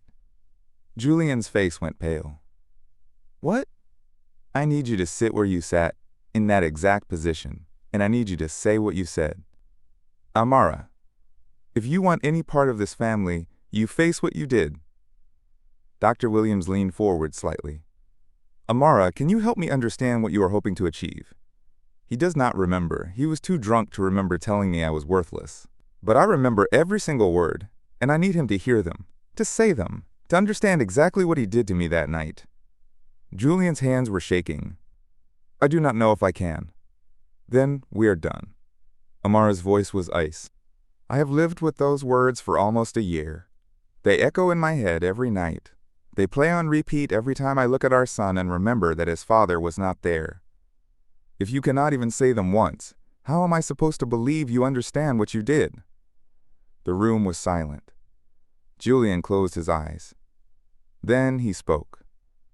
I told you I did not want to hear it. Keep going. I said you were suffocating me. His voice cracked. I said. He could not continue. You said I was nothing. Amara finished for him, her eyes locked on his face. You said I was nothing to you. You told me to get out of your life. I know. Do you? Because I need you to understand what happened after those words. She leaned forward. I left. I got in my car. I sat in an empty parking lot until 2 a.m, cramping, terrified I was losing our baby because of the stress of what you said to me. I drove myself to an emergency clinic alone. I sat in a waiting room alone. I heard the doctor say the baby was fine alone. Julian was crying now, silent tears streaming down his face. I went through morning sickness alone, every appointment alone, every ultrasound alone. I gave birth alone, Julian, 18 hours. No one holding my hand, no one telling me to breathe, no one there when they put our son on my chest for the first time.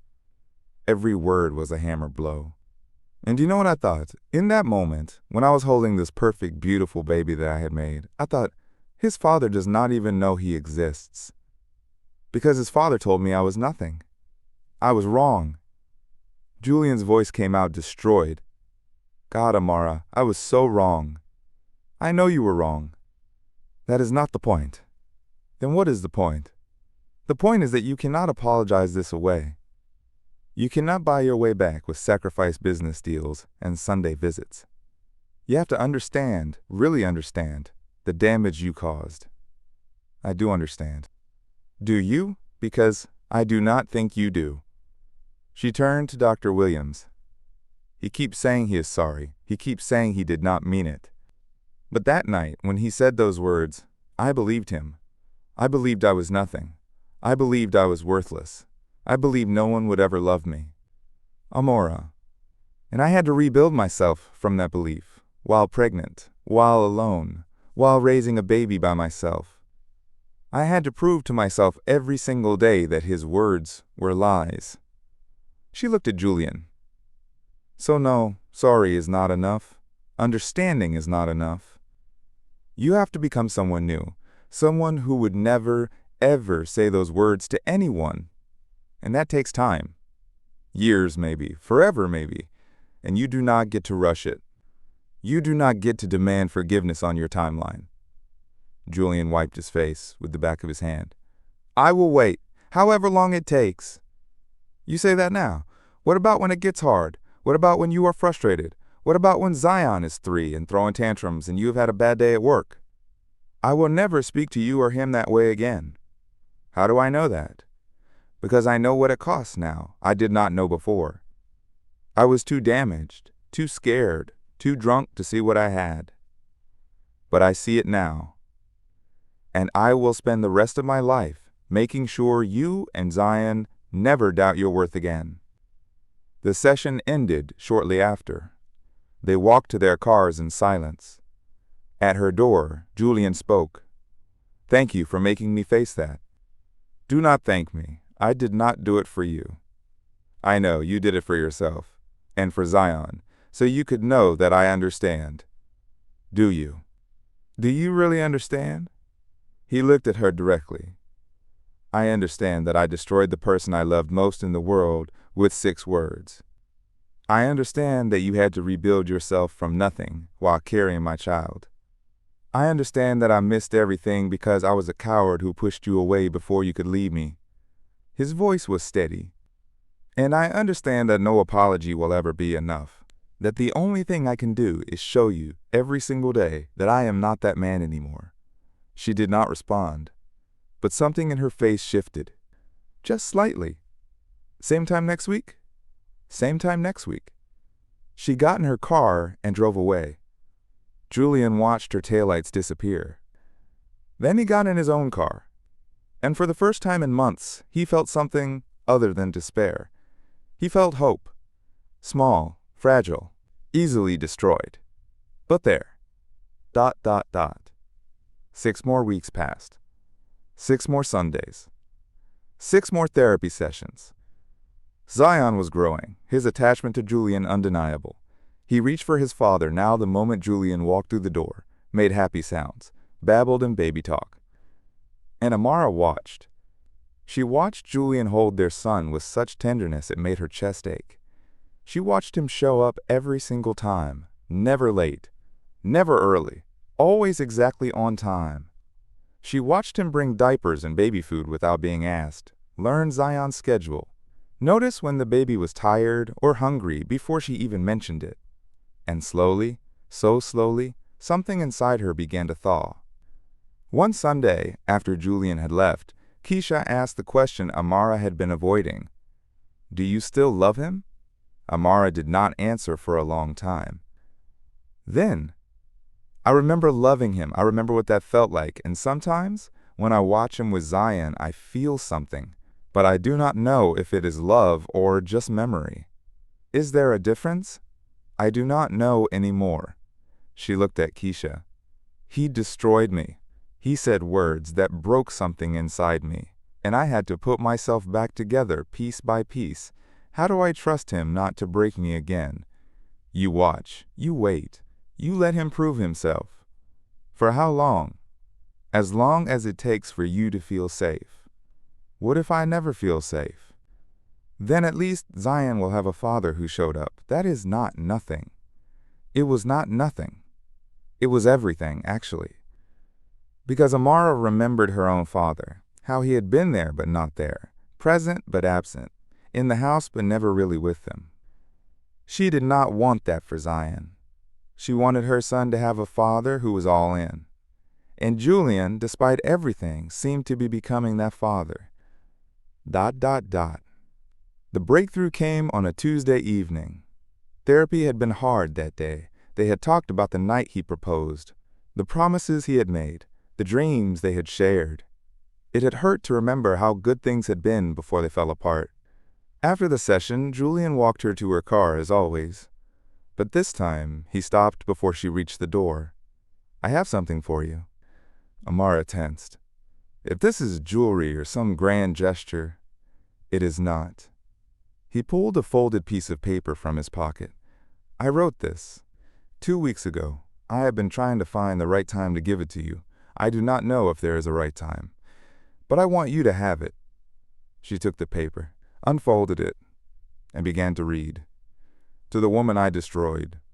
I do not deserve to call you my wife. I lost that right the night I told you to leave. I do not deserve to call you the mother of my child. I lost that right when I was not there to hold your hand through the pregnancy, the birth, the sleepless nights. I do not deserve anything from you. Not your time, not your forgiveness, not your love. But I need you to know some things that I should have said a long time ago.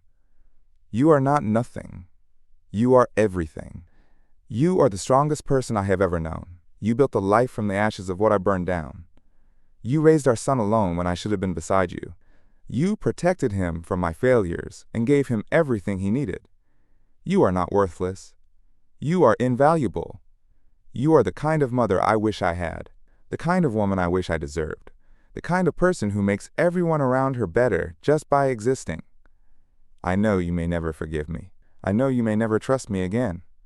I know the damage I caused might be permanent, but I need you to know that I see you. I see your strength, I see your courage, I see your love for our son, and I am in awe of you. Not because of what I lost, but because of who you became. I will spend the rest of my life proving that I understand what I destroyed. I will spend the rest of my life making sure our son knows his mother is a queen. And if you never let me back in, I will understand. But I will never stop trying. I will never stop showing up. I will never stop loving you, even if you never love me again. Julian. Amara finished reading. Her hands were shaking. Tears were streaming down her face. She looked up at Julian, and for the first time in almost a year, she did not see the man who had destroyed her. She saw the man who was trying to rebuild. This does not fix anything. Her voice was barely a whisper. I know. This does not mean I forgive you. I know. This does not mean we are okay. I know. She folded the paper carefully, put it in her pocket. But thank you for seeing me. I have always seen you. I was just too broken to show it. They stood there in the parking lot, the sun setting behind them. Would you like to come over for dinner? The words came out before she could stop them. Julian's eyes widened. What? Zion's bedtime is in 2 hours. You could help me feed him, put him down, see what his evening routine looks like. She looked at him directly. This is not a date. This is not reconciliation. This is just dinner. I would love that. They drove separately, but they arrived at the same place. And that night, for the first time, Julian was there for Zion's bedtime. He helped with the bath, held the tiny towel, watched Amara dress their son in pajamas covered in little elephants. And when it was time to put Zion down, Amara looked at Julian. Would you like to rock him to sleep? Julian's breath caught. Can I? She handed him their son. Julian sat in the rocking chair. Zion curled against his chest and began to sing softly, a lullaby his mother used to sing him when he was small. Amara stood in the doorway watching, and something cracked inside her. Not broke, just cracked, enough for light to get through. ... My beautiful family, we are almost at the end. But the end is not what you think. This is not a fairy tale. This is not a story where everything is magically fixed and everyone lives happily ever after. This is a story about real people, real pain, real healing, and real hope. Julian has proven himself, day by day, week by week, sacrifice by sacrifice. Amara has let him in, slowly, cautiously, protecting herself every step of the way. And Zion has brought them together, not because a child can fix a broken marriage, but because a child deserves parents who try. The question now is not whether they will get back together. The question is whether they can build something new, something stronger than what broke, something that might actually last. Stay with me. The final chapter is coming. ... The conversation happened on a Sunday evening. Zion was asleep. Keisha had gone home, and Amara and Julian sat on her couch in the quiet of her apartment. They had been here before, many times now. Dinners had become regular. Bedtime routines had become shared. The distance between them had shrunk from across the room to side by side. But they had never talked about what came next. Until now. I need to say something. Amara's voice was quiet. And I need you to just listen. Do not respond until I am finished. Okay. I have been watching you for months now. Watching you show up. Watching you sacrifice. Watching you become the father I always knew you could be. She looked at her hands. And I have been feeling things. Things I swore I would never feel again. Things I thought you destroyed forever that night. Julian held his breath. I do not know if this is love. I do not know if this is just memory. I do not know if I am being stupid for even considering giving you another chance. She looked up at him. But I know that Zion loves you. And I know that you have been trying, really trying, not just showing up, but changing, becoming someone different from the man who told me to get out. I am trying to be worthy. I know. She took a breath. So here is what I am offering. Not reconciliation, not forgiveness, but a chance. Julian's heart stopped. A chance? We start over. From the beginning, like we just met, we date, we get to know each other again. We see if the people we are now can build something the people we were could not. She held up her hand before he could respond. But there are rules, non-negotiable. Tell me. You do not move in, not for a long time, maybe years, maybe ever. Okay. You do not get a key.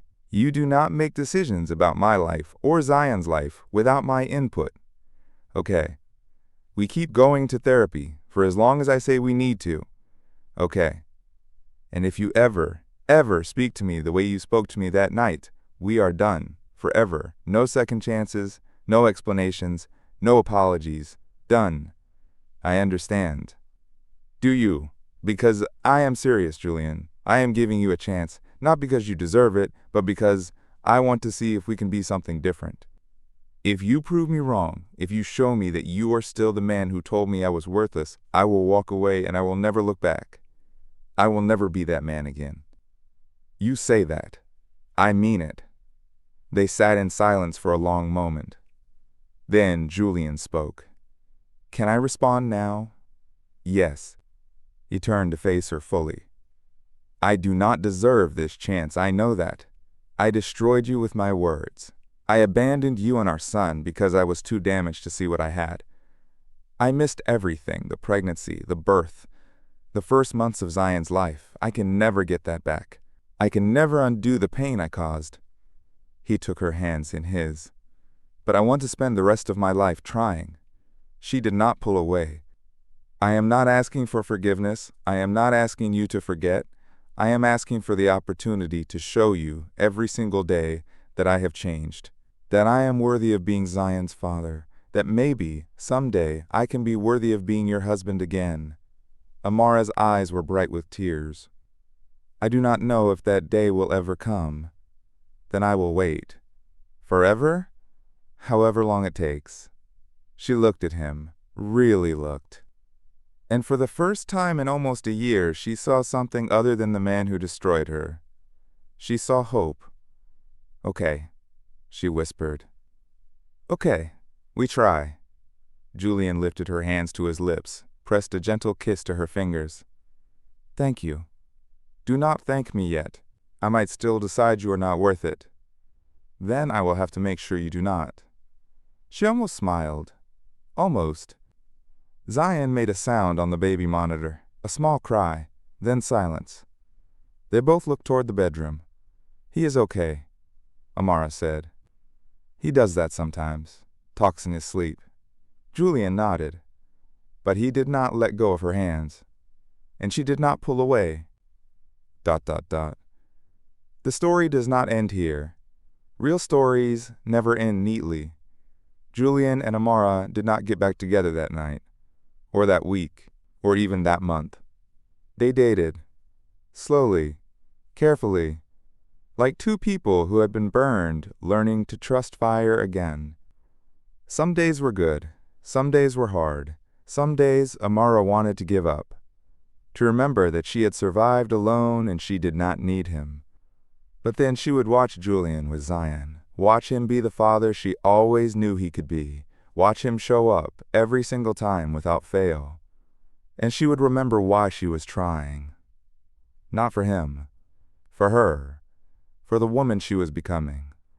The woman who could hold love and pain in the same heart and not break. ... 1 year later, Zion took his first steps. He was in the living room, Amara on one side, Julian on the other. Come on, baby, Amara encouraged. You can do it. Zion looked at her, then at Julian, and took 3 wobbly steps toward his father. Julian caught him, lifted him up, tears streaming down his face. He did it. Did you see that? He walked. Amara was crying too. I saw. Their eyes met over their son's head, and something passed between them. Not forgiveness exactly, but peace. The peace of 2 people who had hurt each other and chosen to heal anyway. Thank you, Julian said quietly. For what? For letting me be here, for giving me a chance, for not giving up on us even when I gave you every reason to. Amara reached out, touched his face. We are not fixed. We may never be fixed, but we are trying. That is more than I ever thought we would have. Is it enough? She looked at Zion, at their son, laughing in his father's arms. Ask me in another year. And another year passed. And another. And Amara kept asking herself if it was enough. And slowly the answer started to change. From maybe to probably to yes. Yes, it was enough. Not because Julian became perfect. He did not. He made mistakes. He forgot things. He said the wrong words sometimes. But he never, ever told her she was worthless again. And he never, ever stopped showing up. ... My beautiful family, if you have stayed with me this long, you are truly part of this family. This is what redemption looks like. Not a grand gesture, not a single moment of forgiveness, but 1,000 small choices, 1,000 times showing up, 1,000 days of proving that you have changed. Julian destroyed his family with words. He rebuilt it with actions. And Amara let him.